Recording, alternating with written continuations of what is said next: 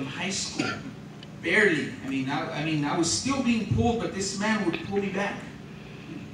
I graduated from high school without going to jail, and I became good enough at the sport where I was going to play college.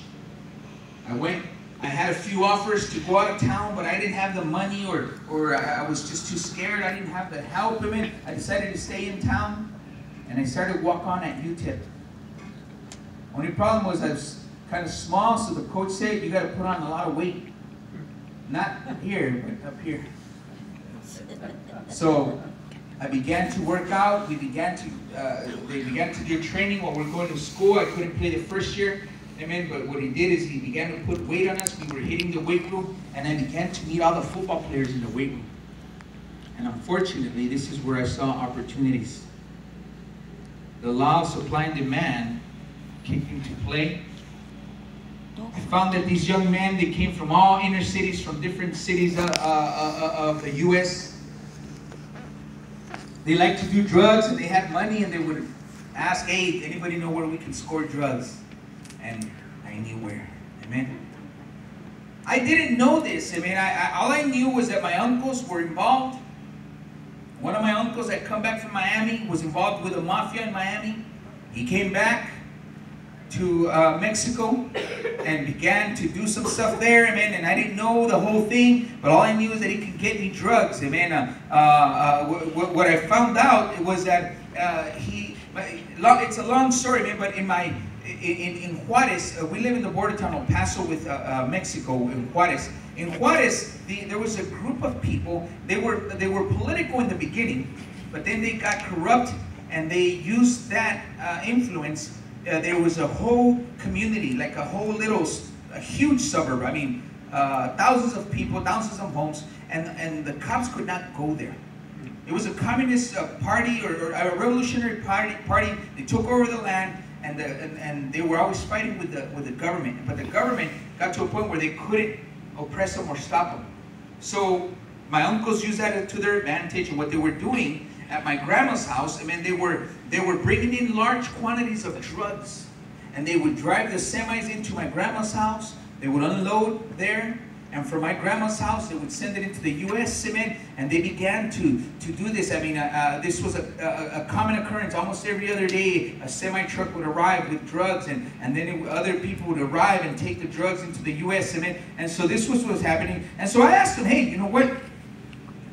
I need some drugs. And so, he didn't really pay me any attention, sent me to some people, kind of blew me off. I began to buy small quantities, but I began to know these football players who wanted more and more. So then we began not only to sell for use, but we began to send to New York. We began to send to Cleveland, to Pittsburgh, to Denver, to Ohio. We began to send to different cities.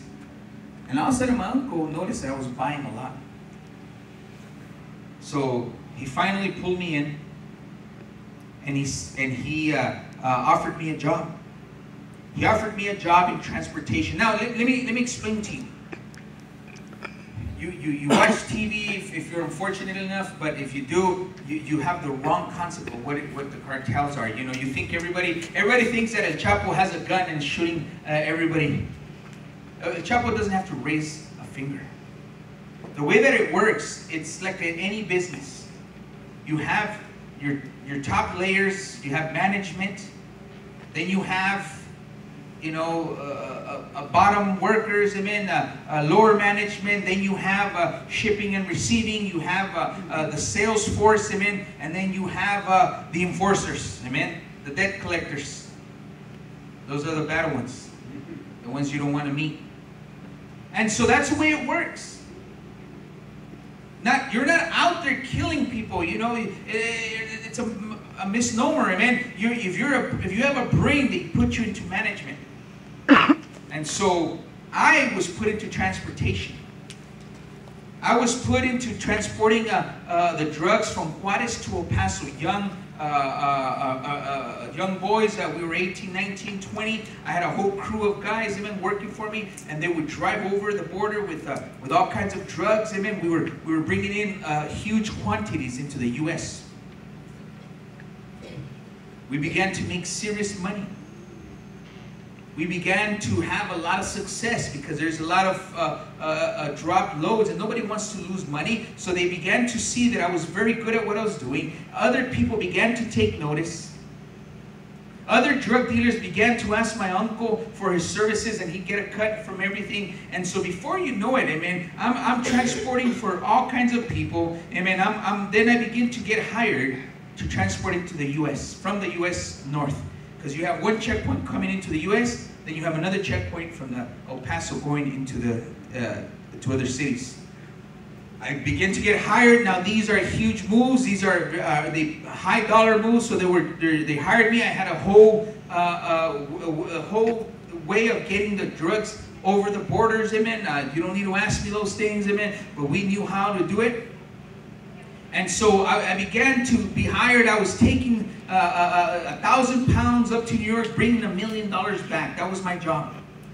On top of that, I was also selling my own things. Amen. I began to make a lot of money. I began to develop my own connections in Pittsburgh and Cleveland. I laugh because Pastor Jerry was driving by the neighborhood where I used to go deliver and sell and supply my drugs. He sent me a picture of the neighborhood where I used to go. So we're doing all this. I mean, I'm beginning to get a lot of recognition, a lot of fame. Also, they pull me even closer and higher up in management in the organization. And since I'm an American young man, amen, and I'm leading this whole crew, amen, they put me in charge of lawyers, and they put me in charge of money laundering and buying homes and vehicles, and so I kind of become the face of the company, per se. I'm kind of like the spokesman. Everywhere that there's a need, I show up and I take care of things. And I go visit lawyers and hire lawyers. I go and buying homes and working deals. I begin actually a business, amen, money laundering. I had a legit business to where I would launder money. I'm cleaning money for myself. I'm cleaning money for the members of my family.